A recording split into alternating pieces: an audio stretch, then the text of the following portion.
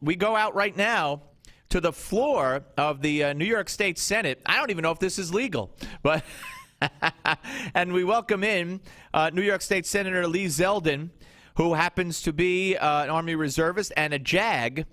And we're going to talk about the nonsense that's going on with the Major Nidal Hasan Fort Hood shooting case. And Senator, welcome, sir.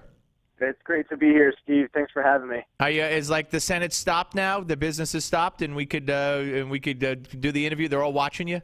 They are debating a bill on the floor right now. Step out to talk to you about this important topic. A lot of stuff happening up here in Albany, just as we're seeing over in Fort Hood. Yeah, well, I won't keep you all that long. All right, I appreciate your time. Let's talk a little bit about this. First of all, Major Nidal Hasan, as you probably know, has received almost $300,000 in salary since his arrest, while at the same time the victims, the survivors, the relatives of those who perished in the shooting, the 13 people who he killed, they're not getting what they need. We have victims who are alive and can't afford to buy food sometime, as I've heard from them, because this has not been classified as what it is, which was a terrorist attack. There's no Purple Heart involved. They're calling it a case of workplace violence, yet the president, in his speech on terrorism a week ago, referred to the shooting at Fort Hood and said it was jihad-inspired. Right, and there's no doubt that in my mind, you're right. One of the beauties of our system at times gets exploited as what appears to be flaws.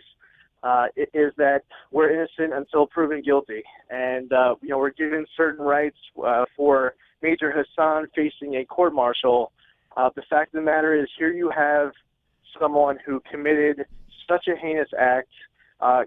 Dozens of people injured, through a dozen murdered, and Major Hasan is willing to confess to his guilt.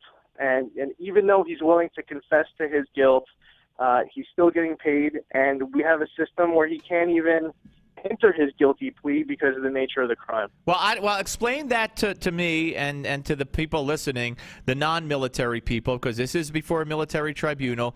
Why can he not plead guilty? So this is these are charges that face the death penalty. These are capital offenses, and the premeditated murder, even if he was to plead to a lesser charge, can be used against him in a capital case. And with the rules of the military, because it carries the death penalty, he is unable to plead guilty with the current rules. So that you have a military judge who is unable to accept Major Hasan's own willingness to say that he did it, which is it's kind of mind-blowing, but that's the way that the system's set up right now. Now, if this had been classified as a terrorist attack, for all the reasons that you know and I know all so well, the shouting Allah Akbar, the previous statements that he made over the course of the years, the fact that he was in touch with Alaki and the computer and the whole thing, if this were classified as a terrorist attack, would he be in the military court, do you believe? And if it were classified as a terrorist attack, would he then be able to plead guilty? Well, I mean, we're also similar question posed with Boston, and the fact is that he's entitled to certain rights. That even if this was classified as a terrorist attack, there are most who believe that he's entitled to the rights being afforded to him right now. And we're at a crossroads. Whether you use the Major Hasan case as an example, or you look what's going on in Boston and try to debate whether or not the use of waterboarding or other torture tactics and questioning is okay with Boston. We're at a crossroads where we're having this debate, but many believe that that Major Hasan is entitled to these rights regardless of whether or not it's classified as a terrorist attack. And it's unfortunate that but he's innocent until proven guilty. He continues to collect the paycheck, and on top of it all, he can possibly even represent himself. Well, that's what I wanted to get to. And we're talking to New York State Senator Lee Zeldin, U.S. Army Reservist. He's a JAG, and here on the Steve Malzberg Show. First of all, the money that he's getting, he could do whatever he wants with that. I mean, he could give it to a friend. He could do it. That's his money, right? That's not frozen somewhere. He could make use of that right now, correct? Correct. Okay, he is earning a paycheck. Okay, so any future jihadist who's hearing this and knows this rule, and wants to commit an act of terror in the military, knows that they can't even plead guilty and knows they'll keep collecting their money. The whole thing is ludicrous. But that aside, let's talk about him representing himself. How common is that in the military? And based on that answer, I'll ask you then, why wouldn't the judge automatically say yes or no? So tell me how common it is. Well, it's not common. We have my time. I spent about 1.5 years as a prosecutor in the military, about 1 year as a military magistrate. Our trial defense counsel, you'll see throughout the military, are filled with some great attorneys. They are of varying experience, varying education, varying ability.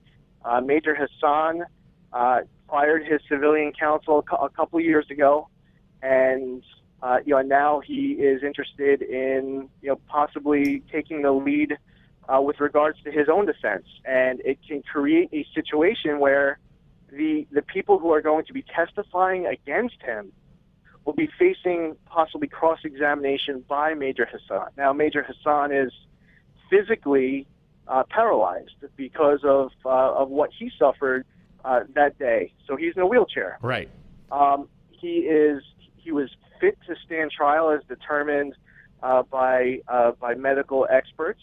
The judge wants to speak to a treating physician, but as far as I know, he is only receiving some, over-the-counter medication, nothing more serious. So, he's probably not going to do such a great job representing himself. But with, the way the current system is set up, he's afforded those rights, and I wouldn't be surprised if the judge allows him to represent himself in this case. And I wonder, when he represents himself, since he wants to plead guilty, I wonder. Do you have any doubts about how, and might the judge have doubts about how big or rigorous a defense he might put up, since he's willing to plead guilty?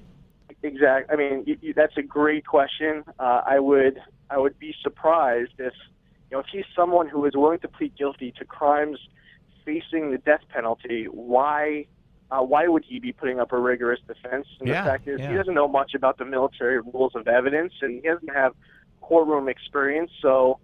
I just hope that this doesn't become a show that embarrasses our system at all. Well, if he's willing to admit that he did it, and he's willing to die for it, then maybe we'll get the jihadist rant, and I think that I don't know if that's what you're alluding to, but that's what I fear. That would have no relevance in the courtroom too. So I would hope that. That anything that is unrelated to putting facts and evidence to decide whether or not he is guilty or not, or to determine aggravation or mitigation in sentencing, I would hope that in the case in chief, that none of that would be allowed, and that he would be convicted if he did put up any kind of a defense. Right. Senator, you and I go back a long way during your run for Congress, and our good friend, the doctor, let's just leave it at the doc. I don't want to give his full name out here. But anyway, I was in touch with him the other day, ironically enough. So when you see him, tell him I said hello, and get back to the floor and go vote. All right. Thanks so much. It was great being with you. Thank you. You too. That's New York.